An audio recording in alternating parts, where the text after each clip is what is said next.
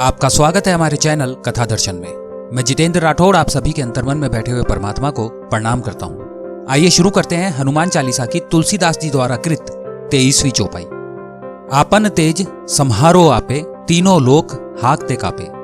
आपके सिवा आपके वेग को कोई नहीं रोक सकता, आपकी गर्जना से तीनों लोग कांप जाते हैं। तुलसीदास जी लिखते हैं कि हनुमान जी का जीवन गतिमान है, इसलिए उसमें तेज है तथा उनकी गति को कोई रोक नहीं सकता। तुलसीदास जी का अभिप्राय यह है कि मानव को अपनी गति, अपना आश्रय निश्चित करना चाहिए। मनुष्य को अपना सामर्थ्य निश्चित करना चाहिए, अपना मार्ग निश्चित करना चाहिए। इस विषय में जिसने जीवन में कभी विचार नहीं किया, देखा नहीं, तो क्या वह मनुष्य है? हनुमान जी के जीवन से हमें सीखना चाहिए, उसके लिए प्रयत्न करना चाहिए। इसलिए तुलसीदास जी ने हनुमान जी की गति के बारे में वर्णन करते हुए लिखा है, आपन तेज सम्हारो आपे। आगे उन्होंने लिखा है, तीनों लोग हांकते कापे। तुलसीदास जी हनुमान के शौर्य का वर्णन करते हुए लिखते हैं, उनका शौर्य कैसा है। तीनों लोग हांकते कापे, यानी उनकी कीर्ति तीनों लोक में व्याप्त है। हनुमान जी शौर्यवान तेजोमय हैं, तो फिर उनके उपासक वैसे ही होने चाहिए। निर्बल और बुझे हुए कोयले जैसा मनुष्य उनके पास जा ही कैसे सकता है। शौर्य में बड़ी बात है, मन संपन्न होना चाहिए। शरीर बलवान होगा, परंतु अगर मन दुर्बल होगा तो शौर्य का रूपांतरण कायरता में हो जाता है। शौर्य में निर्भयता है और डर में कायरता है। मन में बड़ी शक्ति है। जीवन का दृष्टिकोण बदलेंगे तो सारा संसार सुखी लगेगा तथा उसकी सुगंध हनुमान जी की कीर्ति की तरह तीनों लोक तक फैलेगी। हनुमान जी के उपासकों को हनुमान जी से निर्भयता का गुण लेना चाहिए। इसी प्रकार जीवन में दृढ़ता होनी चाहिए। मनुष्य के पास दृढ़ता ना हो तो वह क्या कर सकेगा। मनुष्य को दृढ़ निश्चय होना चाहिए, मैं अमुक कार्य को करूंगा, ऐसी वृत्ति का निर्माण होना चाहिए। हनुमान जी में सब गुण विद्यमान थे, इसलिए तुलसीदास जी लिखते हैं कि यदि हमें भगवान तक पहुंचना है तो हमको इन गुणों को विकसित करने का प्रयत्न करना चाहिए। प्राचीन काल में मनुष्यों के जीवन में निश्चय होता था कि संध्या किए बिना भोजन नहीं करूंगा, राम रक्षा स्तोत्र बोले बिना नहीं सोऊंगा। हमारे मानवीय जीवन में भी कुछ न कुछ निश्चय होना ही चाहिए। सूर्य पुत्र शनिदेव का क्रोध और कृपा जग जाहिर है। एक बार शनिदेव ने हनुमान जी को अपने साथ युद्ध करने के लिए ललकारा। हनुमान जी उनसे युद्ध नहीं करना चाहते थे।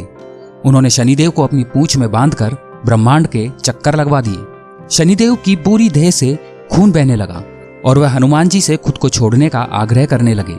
हनुमान जी ने उन्हें एक शर्त पर छोड़ा कि वो उनके भक्तों को कभी परेशान नहीं करेंगे। शनि के बाद अगर किसी ग्रह से लोग भयभीत होते हैं तो वो है राहु केतु। लेकिन ये दोनों ग्रह भी हनुमान जी से डरते हैं और कभी उनके आदेश को नजरअंदाज नहीं कर सकते। इसलिए हनुमान जी के भक्तों को इनसे भयभीत होने की जरूरत नहीं है। हनुमान जी की पूजा करना अर्थात 9 ग्रहों को खुश करने जैसा है। तुलसीदास जी ने इस दोहे में यही समझाया है, आपन तेज सम्हारो आपे। आगे उन्होंने लिखा है, तीनों लोग हांकते कापे। हनुमान जी के भक्तों पर शनिदेव की क्रूर दृष्टि कभी नहीं पड़ती। इसके पीछे एक धार्मिक और पौराणिक कथा है। रावण एक बहुत बड़ा जोशी भी था। एक बार सभी देवों को हराकर उसने सभी 9 ग्रहों पर अपना अधिकार कर लिया। सभी ग्रहों को जमीन पर मुंह के बल लिटाकर अपने पैरों के नीचे रखता था। उसका पुत्र पैदा होने के समय सभी ग्रहों को उसने शुभ स्थिति में रख दिया। देवताओं को डर था इस प्रकार रावण का पुत्र इंद्रजीत अजय हो जाएगा। लेकिन ग्रह भी रावण के पैरों के नीचे दबे होने के कारण कुछ नहीं कर सकते थे। शनिदेव अपनी दृष्टि से रावण की शुभ स्थिति को खराब करने में सक्षम थे, पर जमीन के बल होने के कारण वह भी कुछ नहीं कर सकते थे। तब नारद मुनि लंका आए और ग्रहों को जीतने के लिए रावण की प्रशंसा की और कहा, अपनी इस जीत को इन ग्रहों को उन्हें दिखाना चाहिए जो कि जमीन के बल लेटे होने के कारण वो देख नहीं सकते। रावण ने नारद जी की बात मान ली और ग्रहों का मुंह आसमान की ओर कर दिया। तभी शनिदेव ने अपनी मारक दृष्टि से रावण की दशा खराब कर दी। रावण को बात समझ में आई और उसने शनिदेव को कारागृह में डाल दिया ताकि वह भाग ना सके। इसलिए जेल के बाहर इस प्रकार से शिवलिंग लगा दी कि उस पर पांव रखे बिना शनिदेव भाग न सके। तब हनुमान जी ने लंका में आकर शनिदेव को अपने सिर पर बिठाकर मुक्त कराया। शनिदेव के सिर पर बैठने से हनुमान जी कई बुरे चक्रों में पड़ सकते थे। ये बात जानकर भी उन्होंने ऐसा किया। तब शनिदेव ने खुश होकर हनुमान जी को अपने मारक कोप से हमेशा मुक्त रहने का आशीर्वाद दिया और एक वर मांगने को कहा। हनुमान जी ने अपने भक्तों को हमेशा शनिदेव की नजर से मुक्त रहने का आशीर्वाद मांगा।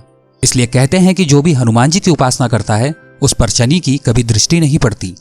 हनुमान चालीसा के 24वीं चौपाई में तुलसीदास जी लिखते हैं, हनुमान जी का नाम सुनकर भूत पिशाच दुष्ट आत्माएं पास भी नहीं आ सकती। आगे के कर्मांक में उसका वर्णन है। कमेंट बॉक्स में जय श्री राम लिखकर हमारा उत्साह बढ़ाइए। आपको हनुमान चालीसा का ये क्रमांक अच्छा लगा तो इसे लाइक करें, अपने दोस्तों और परिवार के साथ इसे शेयर करें। ऐसे रोचक क्रमांक आपको आगे भी सुनने को मिलते रहें, इसके लिए हमारे चैनल को अभी सब्सक्राइब करें।